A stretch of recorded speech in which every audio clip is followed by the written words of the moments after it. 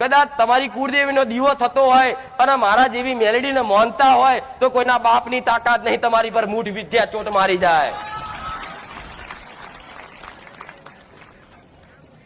આજ પ્રેમ ભાવ છે ચોય મોમાના ઘેર થી આયા હોય ને મોમી તમારા ઘેર તોય શંકા કરે કે આરી મોમી કશુંક લઈને નહીં આવી, કશુંક નાખી નહીં છે એમ કે થાય છે કે નહીં. અને સાસુ વેવણ ના તો જ્યાં હોય ને તો વેવણે આગી પાછી થાય હો, જોજે પાકીટ માંથી કશું કાઢી નાખે નહીં આપણા ઘેર.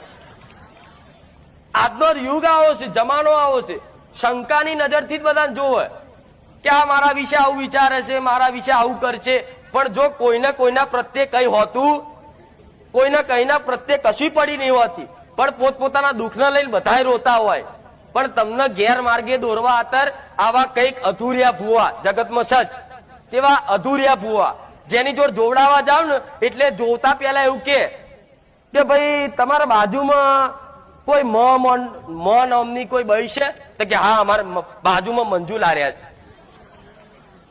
કોઈ ભ નામનો કોઈ ભાઈ છે? તો કે હા અમારા બાજુ ત્રીજે ઘર ભૈલાલ ભાઈ રહ્યા છે. એટલે પેલો કે હા સાચું, હવે સાચું.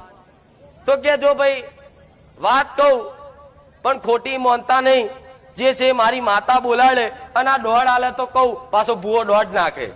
એટલે દોડ આવે એટલે કે જો દોડ આવશે જ કહીશ, અને દોડ આવ્યા પછી શું કે એ તમારા ત્રીજા ઘરવાળાએ તમારી પર મૂઠ મારી છે.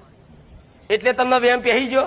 પેલા બાપડાએ તો કોઈ મૂઠ શું, એને કોઈ ભૂવા જોડ જ્યો નહીં હોય, કોઈ દોડાને ના ખાયા હોય, અને એની પર આવી શંકા કરી નાખો અને ઘેર આવો એટલે ત્રીજું ઘર હોય, કદાચ એને કશું જ ના કર્યું હોય પણ તમારા મગજમાં તો ગોઠ બંધાઈ જાય કે ઓણે મારી પર કરી નાખ્યું.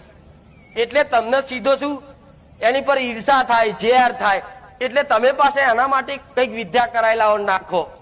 એટલે દેવી શક્તિ આ બધી વસ્તુથી બહુ એતરાજ થાય. તમે આ બધી વિદ્યા કોકની પર કરો, ઈર્ષા ભાવ કરો તો. જય માતાજી મિત્રો, વિડીયો સારો લાગ્યો તો લાઈક અને શેર જરૂર કરજો મિત્રો.